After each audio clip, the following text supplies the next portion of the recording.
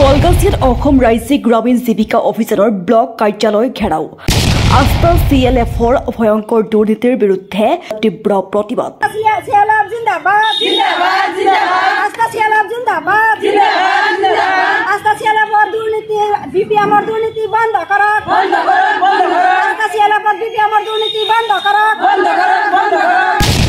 আত্মসহায়ক গোটৰ মহিলাসকলক বঞ্চিত কৰি গোপনে কমিটি বনাই CLFৰ পৰা ধন আত্মসাত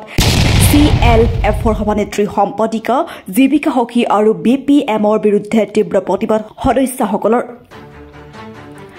বৰপেটা জিলাৰ কলগাছিয়াস্থিত ৰূপসী উন্নয়ন খণ্ডৰ অসম ৰাজ্যিক গ্ৰামীণ জীৱিকা অভিযানৰ ব্লক কাৰ্যালয়ত আস্থা CLFৰ ভয়ংকৰ দুৰ্নীতিৰ বিৰুদ্ধে তীব্ৰ প্ৰতিবাদ জানিব পৰা মতে বিগত 2 বছৰ ধৰি আস্থা CLFৰ কোনো ধৰণৰ কমিটি নোহোৱাকৈ BPM আবু দাৰ্দা আক্ৰান্ত নিজৰ মৈমতালিৰে CLF চলাই যোৱা অভিযোগ উত্থাপন হৈছে ইতিমধ্যে BPMৰ নিৰ্দেশ মতে CLFৰ সাধাৰণ সভাৰ জৰিয়তে বাছনি আৰু নিৰ্বাচনী প্ৰক্ৰিয়াত সদনৰ সৰ্বসন্মতিক্ৰমে 7 বাৰকৈ কমিটি গঠন কৰাৰ হয় যদিও আজি পৰ্যন্ত অনুমোদন দিয়া নাই BPM আবু দাৰ্দা আক্ৰান্ত তাৰ পৰিৱৰ্তে BPMৰ নিৰ্দেশ মতে জীৱিকা সখী সানিয়াৰা আহমেদ আৰু আনোৱাৰা খাতুনে বহিবিলাক গোপন কৰি ৰখাৰ অভিযোগ উত্থাপন কৰে লগতে BPMৰ আবু দাৰ্দা আক্ৰান্ত নিয়ম বহিৰ্ভূতভাৱে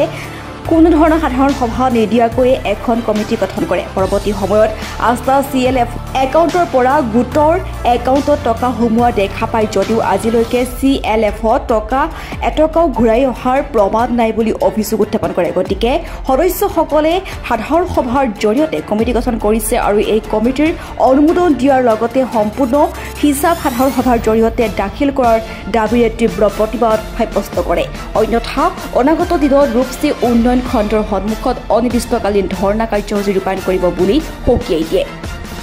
2022 চনৰ পৰা আস্থা CLFৰ কোনো ধৰণৰ কমিটি নাই সেই কমিটি গঠনৰ নামত এইবাৰ দিয়ে যোৱা 24/6/2024 তাৰিখে আমি এখন কমিটি কৰিছো তাৰ আগত 6টা কমিটি হৈছে এইবাৰ দি 7 নম্বৰ কমিটি হল BPMে উপস্থিত থাকি কমিটি কৰিছে আমাৰ CLFৰ ইনচাৰ্জ দেৱসাৰে উপস্থিত থাকি তেওঁ সভাপতিত্বত কমিটি হৈছে তাৰ পিছত CRP আনোৱাৰাৰ সভানেতৃত্বত কমিটি হৈছে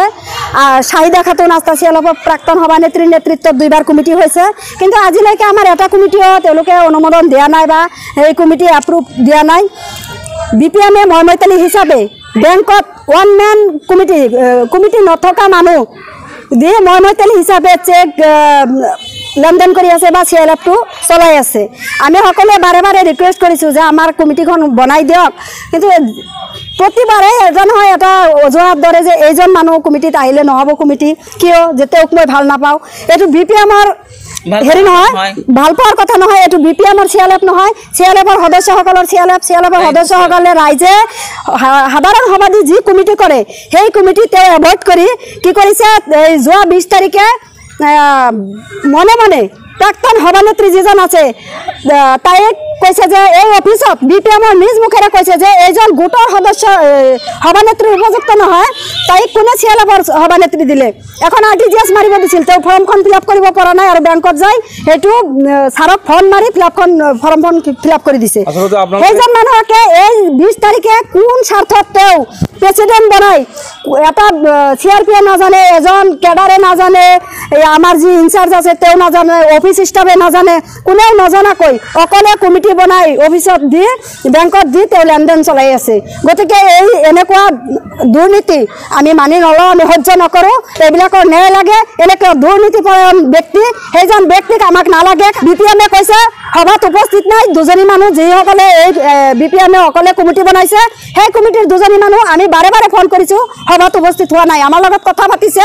কথা কৈছে যে সভাত যাম কিন্তু সভাত আহা নাই শাহিদা খাতুনে আমাক কৈছে যে যাম সভাত আহা নাই আৰু এতিয়া কৈ আছে যে এবসেন্ট আছে তথাপি তাইক মানে ৰাখিবই লাগে তাইক কিয় ৰাখিব লাগে তাৰ পৰা কিমান টকা ঘুষ লৈছে হেতু সদৰি কৰিব লাগে আৰু আমি কত দেখা নাই যে CLFৰ একাউণ্টৰ পৰা ডাইৰেক্ট গোটৰ একাউণ্টত পইচা ট্ৰান্সফাৰ হয় ৰুল হৈছে CLFৰ একাউণ্টৰ পৰা পইচা ট্ৰান্সফাৰ হ'ব গোটৰ ভিউৰ একাউণ্টত ভিউৰ পৰা ট্ৰান্সফাৰ হ'ব গোটৰ পৰা ট্ৰান্সফাৰ হ'ব সদস্যক কিন্তু আমাৰ আস্থা CLFত এই BPM আহাৰ পিছৰ পৰা দেখা গৈছে যে ডাইৰেক্ট গোটৰ নামত পইচা ট্ৰান্সফাৰ হয় সেই পইচা আৰু কেতিয়াও এই CLF এটা কিস্তি আজিলৈকে ঘূৰি অহা নাই সেইদিন আগত বেংকৰ পৰা টকা উঠাবৰ কাৰণে 40,000 টকা কেছ উঠাইছিল সেইটো চেক নম্বৰ CLF আছে সেই চেকত এই আমাৰ যিজন ট্ৰেজাৰাৰ আছিল মৰমী ইছাপুৰৰ সেক্ৰেটাৰী